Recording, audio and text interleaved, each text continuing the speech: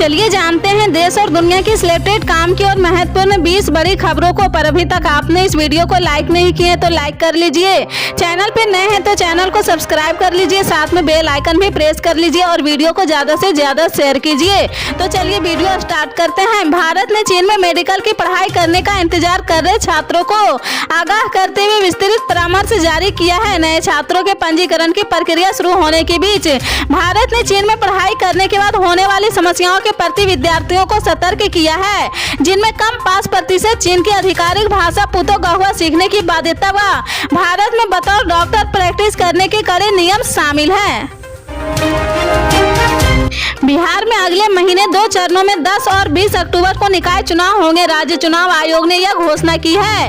आयोग ने कहा कि राज्य भर में 224 शहरी स्थानीय निकाय के लिए चुनाव होंगे। पहले चरण की मतगणना 12 अक्टूबर को जबकि दूसरे चरण की मतगणना 22 अक्टूबर को होगी। चुनाव आयोग द्वारा शुक्रवार को जारी अधिसूचना के अनुसार पटना सहित सभी 17 नगर निगमों में दूसरे चरण में 20 अक्टूबर को मतदान होगा। दोनों चरणों में सुबह 7 बजे से शाम 5 बजे तक मतदान होगा। 1993 मुंबई बम धमाके के मुख्यात भगोड़े और मुख्य अपराधी टाइगर मेनन के भाई याकूब मेनन की कब्र को लेकर महाराष्ट्र की सियासत में चल रहे भूचाल में अब एनसीपी भी कूद पड़ी। पुणे की यारवदा जेल में फांसी के बाद दक्षिणी मुंबई के बड़ा कब्रिस्तान में दफनाए गए याकूब मेनन की कब्र पर लगी लाइट और टाइल्स के विवाद में एनसीपी नेता जयंत पाटिल ने शुक्रवार को भाजपा को लपेटते हुए आरोप लगाया कि याकूब की कब्र को पक्का किए जाने की मंजूरी तत्कालीन मुख्यमंत्री देवेंद्र फडणवीस के राज्य में की गई थी, इसलिए इस मामले में सीधी जवाबदेही भाजपा की बनती है।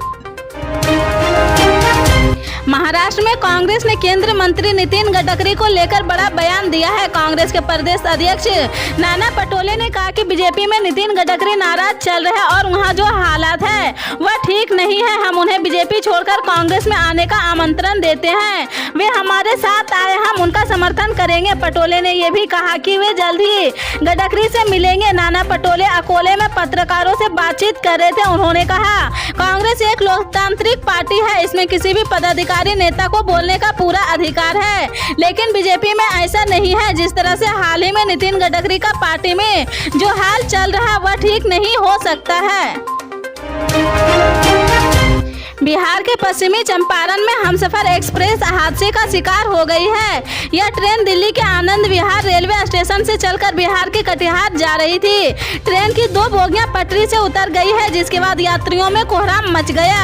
हालांकि इस घटना में अभी तक किसी के हताहत होने की खबर नहीं आई है। यह ट्रेन दुर्घटना पश्चिमी चंपारण के बागाहा इलाके में हुई है। ट्रेन के पटरी से उतरने के बाद आवाजाही ठप हो गई है।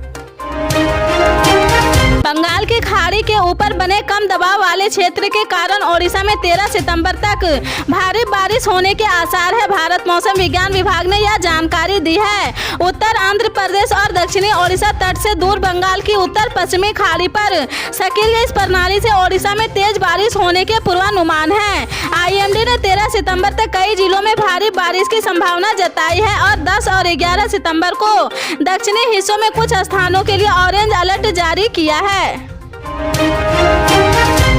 कच्चे तेल की कीमतों में भारी गिरावट के बाद भी भारतीय ऑयल मार्केटिंग कंपनियां पेट्रोल डीजल के दाम में अभी कटौती नहीं करेगी। पेट्रोलियम व प्राकृतिक गैस मंत्री हरदीप सिंह पुरी ने बीते दिन शुक्रवार को कहा कि ऑयल मार्केटिंग कंपनियों ने इससे पहले कच्चे तेल की कीमतों में आए उछाल के हिसाब से पेट्रोल और डीजल की कीमतें नहीं बढ़ाई थी, इसलिए अब ऑयल कंपनी को अब अपने नुकसान की भरपाई के लिए अभी और समय चाहिए। मायावती के अखिलेश यादव पर हमला बोलने के बाद अखिलेश यादव ने भी मायावती पर हमला बोला है। अखिलेश ने अपने जवाबी हमले में बसपा मायावती के साथ साथ भारतीय जनता पार्टी पर भी कई आरोप लगाए हैं। उन्होंने कहा कि जनहित वाले दलों की एकजुटता से बीजेपी बौखला गई है। अखिलेश यादव ने ट्वीट करते हुए लिखा, बीजेपी अपने लाउड स्पीकर दलों से अनाप शनाप बातें कहलवा रही है। उन्होंने ट्वीट में लिखा है कि 24 के जून में अपने खिलाफ जनता के आक्रोश व जनहित में काम करने वाले दलों की एकजुटता देखकर भाजपा बौखला गई है, इसलिए अपने लाउड स्पीकर दलों से अनाप शनाप बातें कहलवा रही है। इन लाउड स्पीकरों का माइक कहीं और है। जनता को धोखा देने वाली भाजपा और उसके नालबद्ध दलों को जनता सबक सिखाएगी। दिल्ली के मुख्यमंत्री अरविंद केजरीवाल ने पंजाब में आम आदमी पार्टी की सरकार की तारीफ करते हुए कहा, जहां एक और पूरे देश में अन्य सरकारों की पक्की सरकारी नौकरियां खत्म करके संविदा कर्मचारी भर्ती कर रही, वहीं पंजाब की आप सरकार ने संविदा कर्मियों को पक्का करना शुरू किया है। आपके संयोजक ने कहा कि पंजाब के मुख्यमंत्री भगवंत मान जी ने 5 सितंबर को शिक्षक दिवस वाले दिन एक बहुत बड़ी घोषणा की थी। यह घोषणा न केवल पंजाब के लिए बल्कि पूरे देश के लिए और अर्थव्यवस्था के लिए बहुत महत्वपूर्ण है। उन्होंने 8,736 संविदा टीचर से पक्के करने की घोषणा की थी। यह देश में पहली बार हो रहा है।